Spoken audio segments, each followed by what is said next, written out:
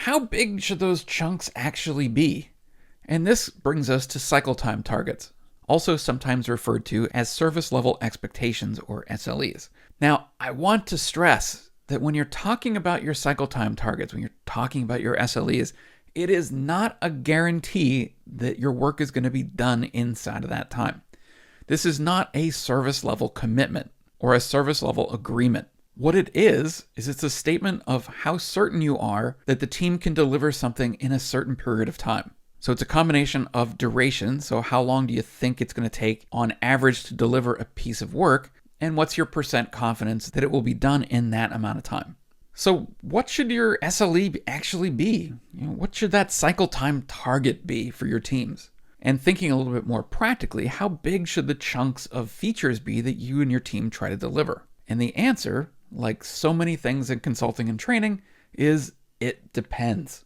Here's a possible SLE cycle time target. 85% of our work is done in 8 days or less.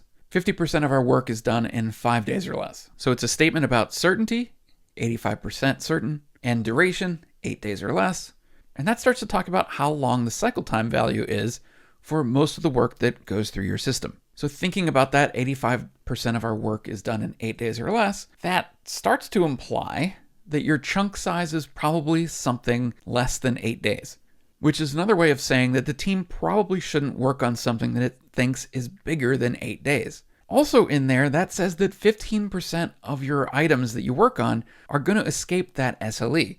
15% of the items will be done in greater than 8 days. And remember, none of this is a guarantee. We're trying to provide some kind of meaningful forecast for when things will get delivered and how long it takes to deliver them. So cycle time targets and SLEs help our teams to understand how big their work should actually be. And it gives them a way to communicate duration and confidence for the delivery of individual items.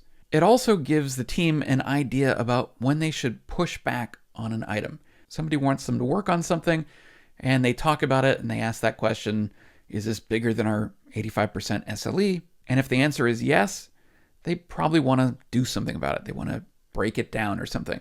They definitely want to reject it as it's currently composed. So don't pick it up, don't start it. This SLE cycle time target also helps the team to know when they're in trouble. It helps them to monitor the delivery of the features they're working on. In short, it helps them eat the apple. Next up, let's talk about how you actually determine your team's SLE.